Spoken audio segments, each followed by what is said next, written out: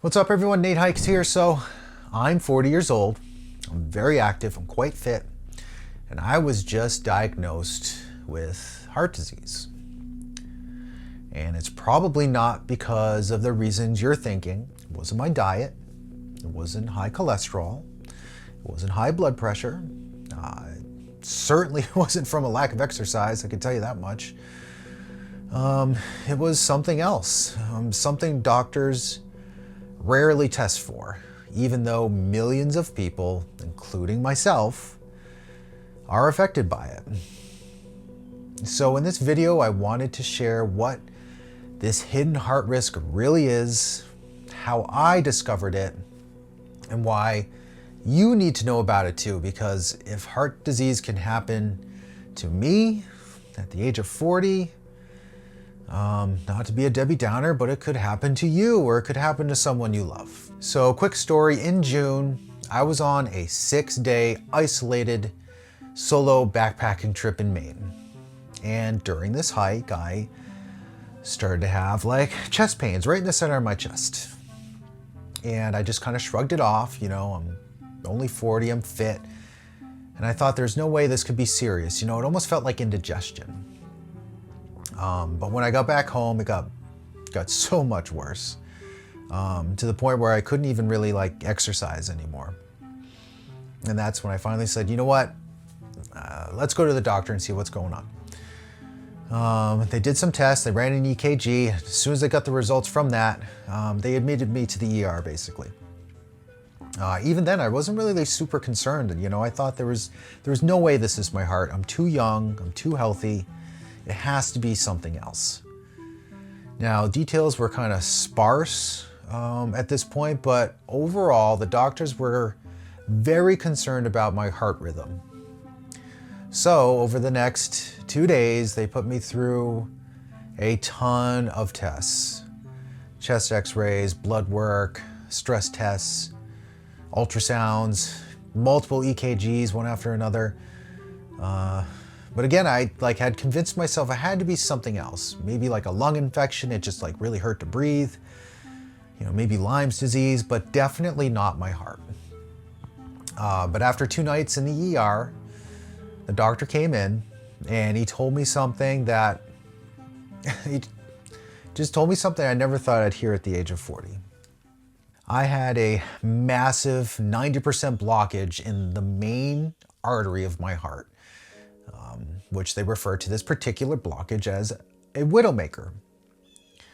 And as the name suggests, it's quite life-threatening. And that was really shocking to hear, but what shook me more was that he couldn't even really explain why I had this blockage. You know, by all accounts, I shouldn't have been that patient. Now, later on I would learn the reason why, but in that moment there were no answers, you know. But I can tell you this, the doctor looked genuinely concerned and told me just how dangerous this was and that it was pure luck that I even survived my hike. So, I sat there stunned, I couldn't believe it. I'm only 40, I hike, I lift, I do cardio constantly, and in my mind, this was something that happened to people, you know, much older than me, no offense to anybody, people who didn't take care of themselves. Not me. And the crazy part is, you know, if I had kept insisting that I was too young for it to be my heart, and if I just kept brushing off this chest pain like I initially did, you know, I might not even be here right now. So in the end, they put a stent in my heart, they fixed the blockage, and here's what it looked like before and after the stent. It's pretty crazy. I mean, it's a night and day difference. But speaking of crazy, you know, what's even crazier to me is why this happened. The real reason why I ended up with this life-threatening blockage. Now, it took some additional blood work to uncover the reason, but eventually it was finally revealed. And again, it's not what you would expect. It wasn't because of my diet, it wasn't because of my cholesterol, it wasn't because of high blood pressure. It was something that about 25% of the population is affected by, and it's called elevated LPA.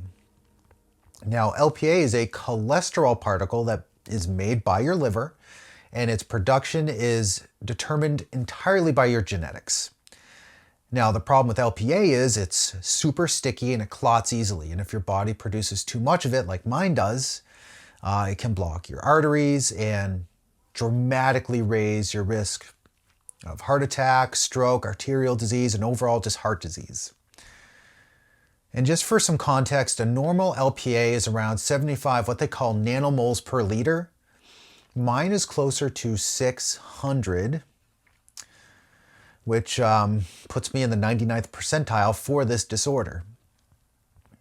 And the scarier part is, like, most doctors don't even routinely test for high LPA, which means some of you watching right now, literally some of you watching right now, are carrying the same risk, and you might not even know about it.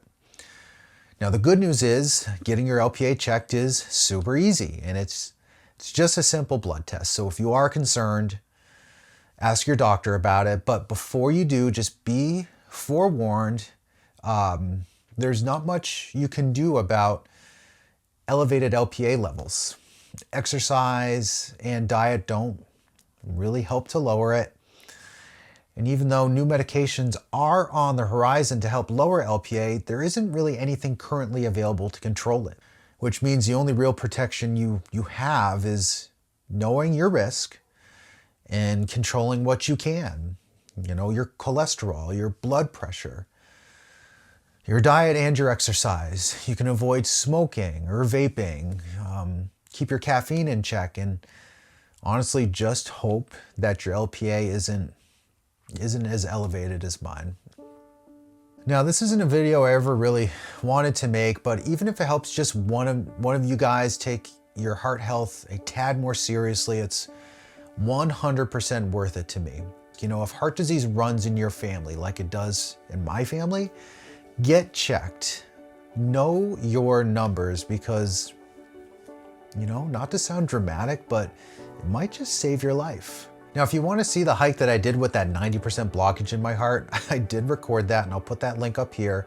By day 4, you can definitely tell that something was off. Like, subscribe, and I'll see you in the next one. And please, take care of yourselves. I love you all.